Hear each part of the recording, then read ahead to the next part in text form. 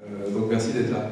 Je parlais de quelque chose qui a pris une dimension un petit peu nouvelle ces derniers temps, et en particulier la semaine dernière avec quelques annonces qui ont été faites effectivement lors de Google I/O, la conférence des développeurs Google qui a lieu à San Francisco. Alors ce qui est intéressant, c'est qu'effectivement par rapport à ce qui vient d'être dit par Pascal Bodin, c'est que le hardware aujourd'hui c'est quelque chose qui est capable de faire des choses absolument incroyables. Et on a un ordinateur bien sûr dans la poche, et je vais vous parler de ce qu'on pourrait avoir autour du poignet.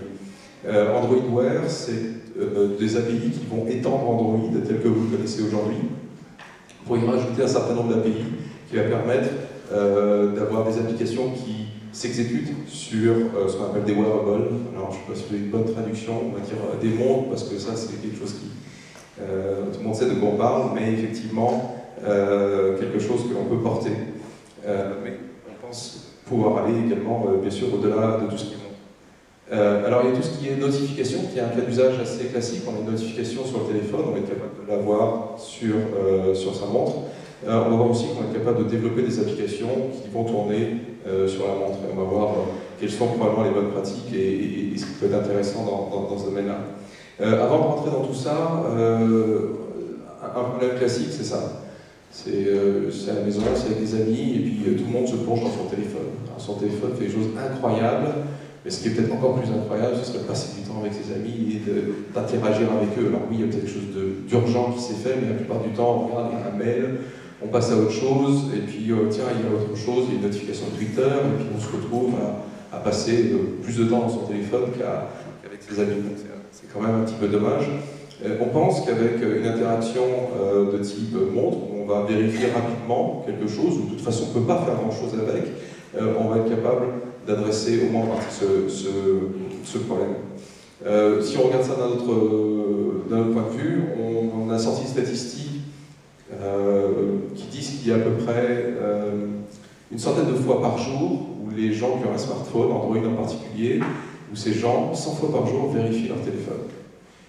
Est-ce qu'il n'y aurait pas un message? Est-ce qu'il n'y aurait pas quelque chose? Donc ça devient peut-être une addiction, mais en tous les cas, c'est quelque chose où non seulement on vérifie, mais en plus on passe du temps dans le téléphone parce que tiens, il y avait aussi cet autre truc, et puis je vais vérifier s'il n'y a pas autre chose, et on se retrouve à plonger dans le téléphone et y passer beaucoup plus de temps que nécessaire.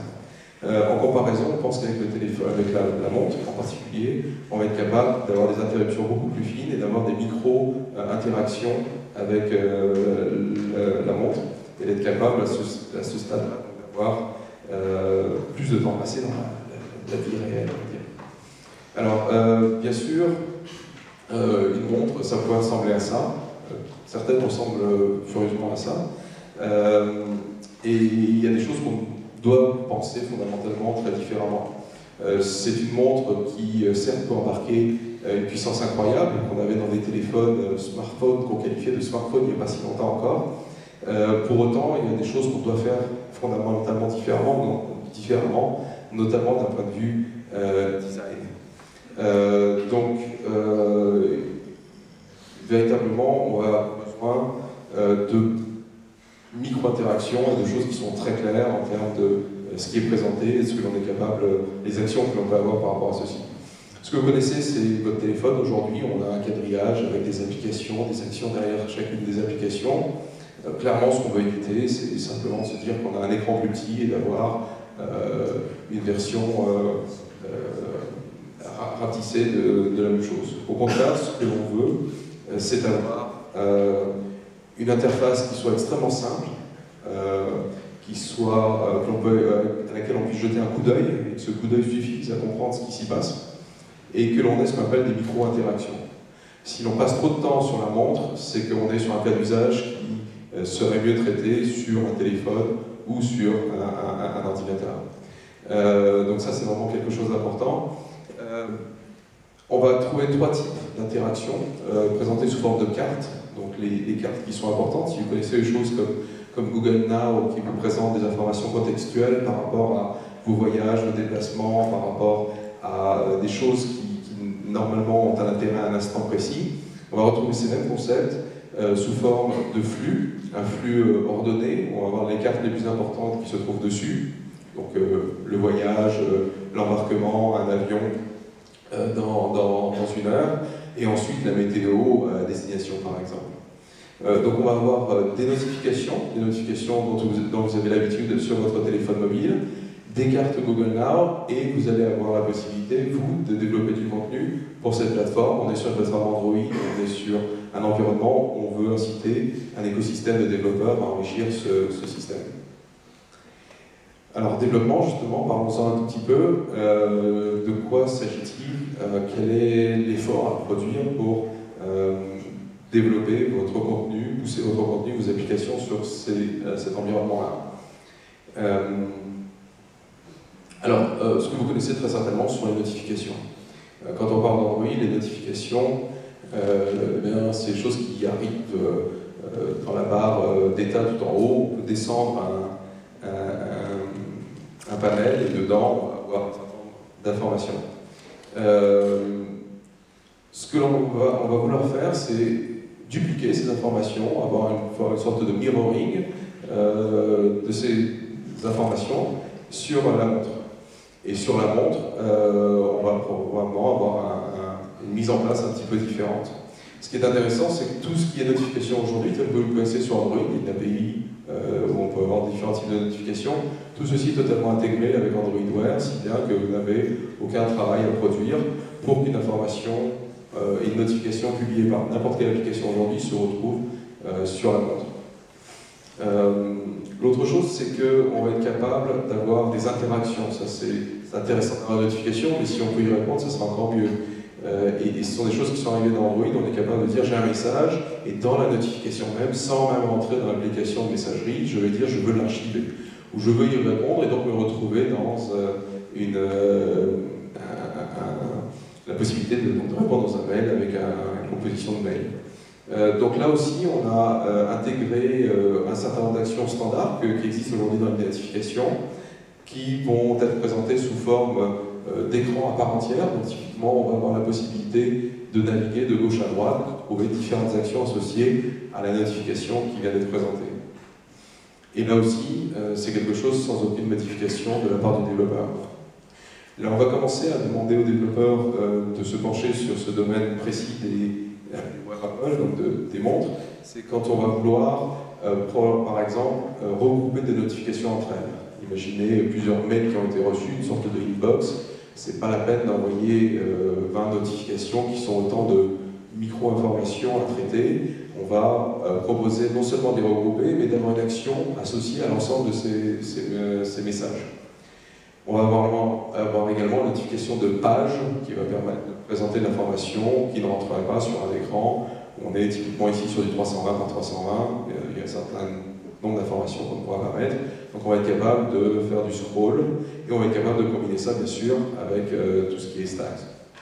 Et enfin, on va pouvoir être capable de faire des réponses, et là on va utiliser la capacité de la montre qui a un micro et qui est capable, puisqu'elle est appairée, je ne l'ai pas forcément dit mais c'est important, appairée à un téléphone, et elle ne peut pas travailler de manière autonome, envoyer au téléphone une réponse ou une commande, qui peut être la réponse à votre email, qui peut être une commande envoyée à la montre ou au téléphone, d'intégrer tout ceci et par exemple de proposer la réponse à un mail directement depuis la montre.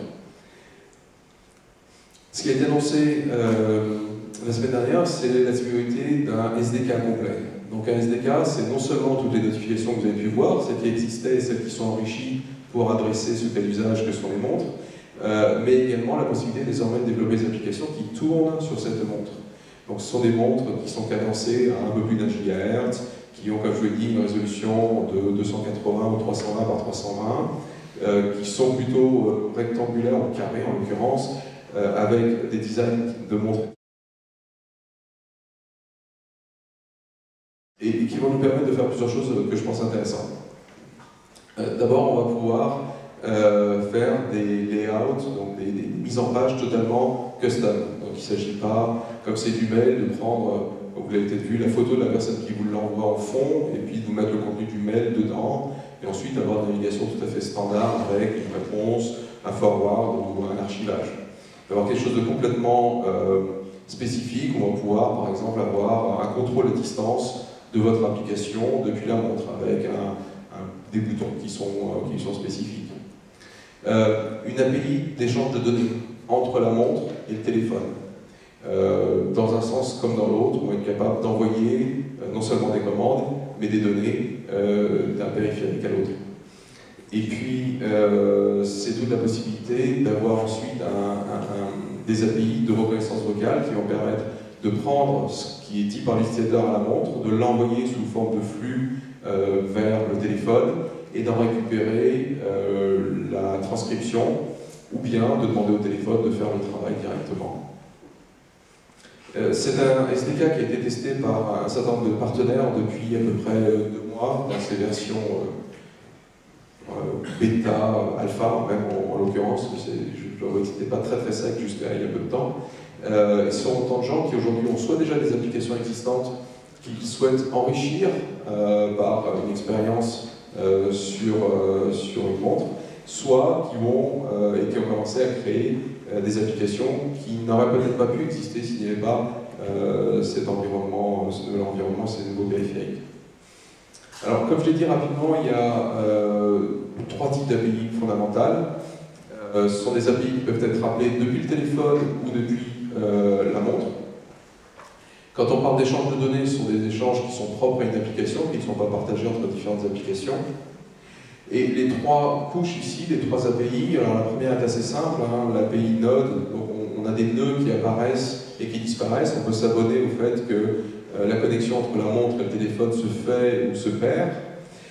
On a des messages qui sont typiquement à basse latence et potentiellement filtrés, qui permettent d'échanger des tableaux de données plutôt pour des commandes entre les deux périphériques. Et enfin, ce qui est probablement le plus important, c'est cet aspect, cet API d'échange de données qui va permettre, qui est une sorte de cache partagé entre les deux périphériques, permettre de faire une synchronisation à tout moment. Donc ça, c'est pas votre problème, hein, que les deux périphériques soient synchronisés ou pas. C'est quelque chose qui est géré par les couches sous-jacentes. Et on va avoir des API de type get ou put, data item, c'est une sorte de data store partagé, et on va pouvoir écouter et enregistrer des listeners pour savoir quand les données sont écrites ou modifiées ou supprimées. Alors, une fois qu'on a rapidement parlé d'API, après la question c'est de savoir comment est-ce qu'on va packager son application, comment on va la faire arriver sur la montre, comment est-ce qu'on va la faire arriver à ses utilisateurs. Alors historiquement, une application, alors là en l'occurrence, une application qui permettrait de piloter une présentation. C'est un APK en Android, donc quelque chose où on a packagé tout le code, toutes ses ressources, qui est autonome. Là, on va lui adjoindre un APK supplémentaire qui est celui qui va s'exécuter sur la montre. Et ce qui va faire fonctionner le tout, c'est une brique qu'on appelle les Google Play Services, qui vont permettre notamment d'implémenter ces échanges. Ces 3 API-là font partie de Google Play Services, les 3 que je viens de citer. Et pour boucler la boucle, eh bien, on va avoir un outil de développement. Alors, tout est standardisé, tout est expliqué, mais tout est quand même beaucoup plus simple quand vous utilisez Android Studio, qui est le produit qui est développé par les équipes chez Google, qui a été annoncé en bêta la semaine dernière, et qui va permettre de prendre en charge tout le packaging. Car en fait, l'APK qui va tourner dans la montre doit se trouver lui-même embarqué dans l'APK principal qui tourne sur le téléphone. Et c'est comme ça que l'on va pouvoir poster son application sur le Play Store de manière classique. Et une fois qu'on aura installé l'application sur le téléphone, l'application qui est destinée à la montre sera propagée directement vers cette montre. Donc, il n'y a pas d'installation explicite sur la montre, c'est l'appairage et la connexion entre les deux périphériques qui permet d'envoyer ou de mettre à jour l'application qui se trouve sur le téléphone. Et Android Studio va vous grandement simplifier tout ça en termes de packaging. Il va vous demander, quand vous créez un projet, quel type d'artefact vous allez avoir. Est-ce que c'est simplement une application Android classique ou est-ce qu'elle a une dimension wearable? Et elle va également vous proposer bien sûr des rendus différents en fonction des formats différents que vous allez avoir. Et on a également des images qui, dans les émulateurs, vont vous permettre de tester votre application en grandeur réelle. Typiquement, en développement, on va avoir un téléphone ou un émulateur qui lui-même doit être appairé et on va déployer vers le téléphone. On pourra déployer si vous avez juste quelque chose à déployer dans le téléphone. On peut déployer dans le téléphone directement si vous voulez, mais c'est plus pour des besoins de test que ce qui se passera réellement. Alors la bonne nouvelle, c'est que tout ça, c'est quelque chose d'assez mûr, du fait du contenu qui existe déjà, du fait que toutes ces notifications existent déjà et sont propagées depuis le téléphone jusqu'à la montre. Et on a également des montres qui sont déjà disponibles, non seulement aux États-Unis, ce qui classiquement est le cas, mais également en France et dans un certain nombre d'autres pays européens. On a des designs intéressants qui arrivent, donc comme cette montre de Motorola qui devrait arriver dans le courant de l'été, où là on va devoir se poser des questions un petit peu différentes. Historiquement, les développeurs Android ont besoin de gérer des résolutions différentes, des tailles d'écran très différentes, depuis le petit téléphone jusqu'à la tablette en passant par les phablettes et autres. Là, il va falloir se préoccuper à la fois d'un point de vue design et d'un point de vue concrètement technique, de montres qui ne sont pas carrées, parce que finalement une montre ronde elle est quand même plutôt jolie. Pour l'avoir vu en vrai, effectivement, elle me plaît bien. Voilà, alors ce que je vais vous montrer, c'est si on va passer. Alors, est-ce que je vais pouvoir faire ça?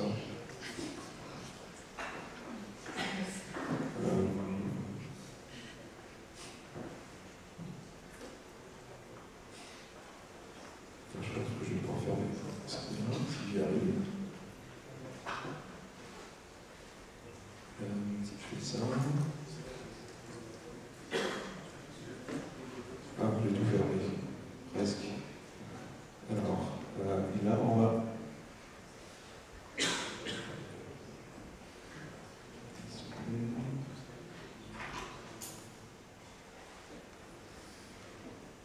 Ça va être plus simple comme ça.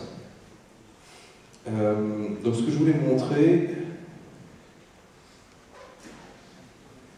c'est un bureau en bois et une montre qui vous permet. Alors, je vais essayer de faire ça comme ça. C'est là que le papier risque d'être intéressant.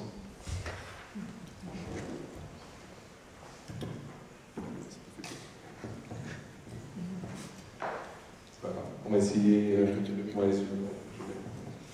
Alors, ou alors, si vous m'entendez comme ça, par contre, je crie un peu dans le micro à l'enregistrement. Alors, on va descendre un petit peu, on va tourner.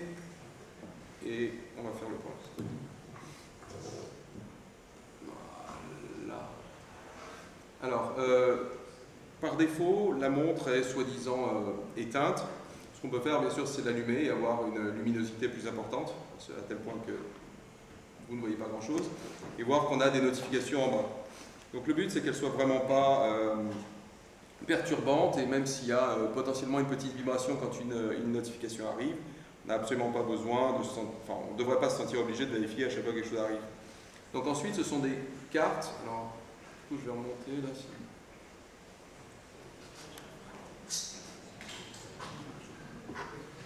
Alors, je vais baisser la. Donnez-moi 2 secondes, je baisse la. Dehors, on a toujours tendance à augmenter la luminosité. Là, on va un peu la baisser. Donc, avec un peu de chance.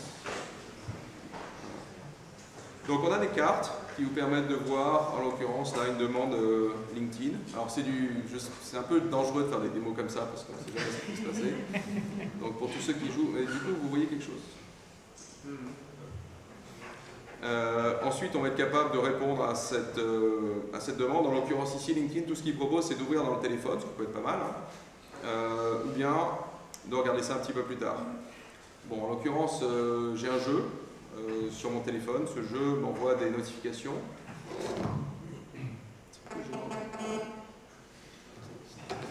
Ces notifications que je peux voir ici, bon là pour le coup, même chose, hein, ça ne va pas faire grand chose.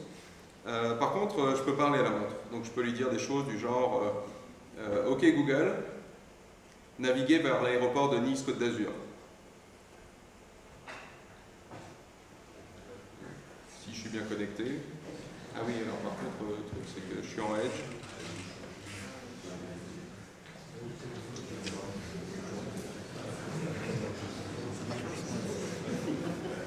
Alors sans réseau, ça marche pas. Effectivement, voilà, bon, il a trouvé, c'était du Edge.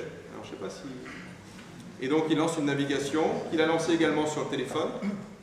Et moi, je vais pouvoir, notamment si je marche, si je conduis, ce n'est pas forcément mieux, avoir l'ensemble de l'itinéraire. Alors il est toujours en train de calculer, mais avoir une navigation qui est intégrée ici dans le téléphone, dans la montre, pardon. Qu'est-ce que je peux vous montrer d'autre? Alors cette montre-ci, en l'occurrence, qui est une montre Samsung, va vous permettre de faire quelque chose supplémentaire comme... Alors parmi les choses qu'on peut faire, c'est créer une note, donc dicter quelque chose, demander à être rappelé de faire quelque chose à une heure précise. On a un podomètre intégré. On a également quelque chose qui nous permet d'afficher une fréquence cardiaque. Bon, la qualité après de ces choses-là dépend beaucoup du capteur lui-même, de la manière dont vous tenez la montre. Et puis on a d'autres applications. Et le but, c'est que ce soit vraiment quelque chose de contextuel. Alors, pour montrer un petit peu ce qu'il en est en termes de développement,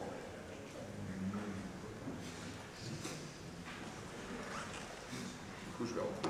Ouais, un petit peu. Voilà. Typiquement, puisqu'on a c'est un petit peu étiré, mais c'est pas grave. Historiquement, ce qu'on a, c'est la possibilité de dire, voilà, une interface graphique, à quoi elle ressemble quand je suis dans tel type de périphérique ou dans une tablette, clairement le même. On va être capable essayer d'anticiper ça au maximum en ayant des mises en page qui sont relatives et non pas absolues et avoir l'utilisation au maximum de tout l'espace. Parmi les choses qui sont proposées ici dans Android Studio, c'est la possibilité de voir l'ensemble des périphériques. Et quand il s'agit d'applications qui doivent tourner sur une montre, et bien être capable d'aller regarder peut-être une autre application comme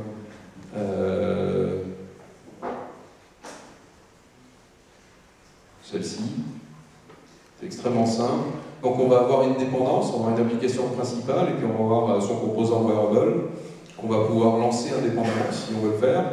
Et puis pour lequel on va pouvoir, si je vais ici dans le wearable, regarder le layout, et je dois avoir un activity layout et voir à quoi ressembleraient les choses typiquement dans une montre carrée et une autre ronde, et se rendre compte que si c'est du texte, il va falloir faire quelque chose. On va bien sûr perdre une partie des arrondis, il va falloir être un petit peu plus intelligent que ça pour avoir une application qui s'exécute correctement dans les deux environnements. Ensuite, ce qu'on va typiquement faire, c'est brancher un téléphone ou un émulateur, ou utiliser un émulateur, et quand c'est l'émulateur, typiquement, on va être capable, on a des nouvelles images qui sont apparues ici, et on va être capable d'avoir une montre ronde ou une montre carrée, qui sont typiquement avec un niveau d'API qui est 20, donc c'est la prochaine API Android qui arrive. En l'occurrence, on est sur du HDPI et du 280 sur la montre carrée. Et voilà, que vous dire de plus. Ensuite, on est capable donc de lancer ces émulateurs. J'en ai peut-être un qui tourne, comme celui-ci ici, et donc d'être capable de tester le fonctionnement de la montre.